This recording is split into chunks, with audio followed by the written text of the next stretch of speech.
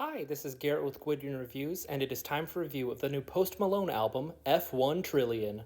It's official. Post Malone has gone country. I mean, this development does kind of make sense. His last album, Austin, strayed away from the pop rap sound of his early work and instead went down more of a singer-songwriter route. Plus, he has gone on record to state that country is one of his biggest musical influences, so him making this kind of record seems like a good fit. And that really is the best compliment I can give F1 Trillion.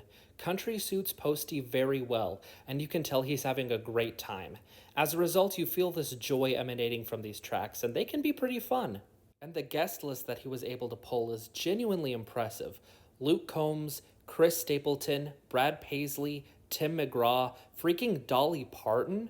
Hell yeah. With that said, I think the biggest thing holding this album back is how purist Post decided to go. I'm not mincing any words when I say this is a pure country album, and by going in this direction, the album as a whole sounds kind of generic. Post Malone has had this trend of sounding bland throughout most of his projects, and that's still the case here, but now it's with a different coat of paint. This sounds like a pretty standard mix of country pop and bro country. There are a few interesting tracks here and there.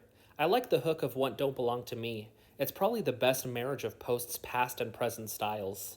MEXICO goes for a bit of a jam band bluegrass sound, and combine that with a funny story being told, it results in one of my favorite Post Malone songs in general. It's a lot of fun.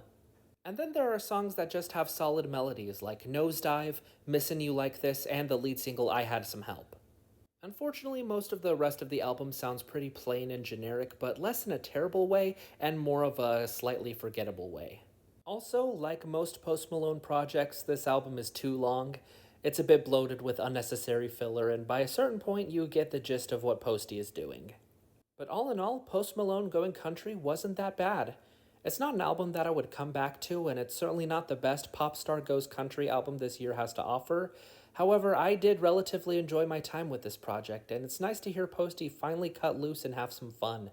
Country fans will absolutely get a kick out of this, though I won't lie, if you're not, then I'd probably avoid this project. Even still, Post Malone? Not bad. You did alright here.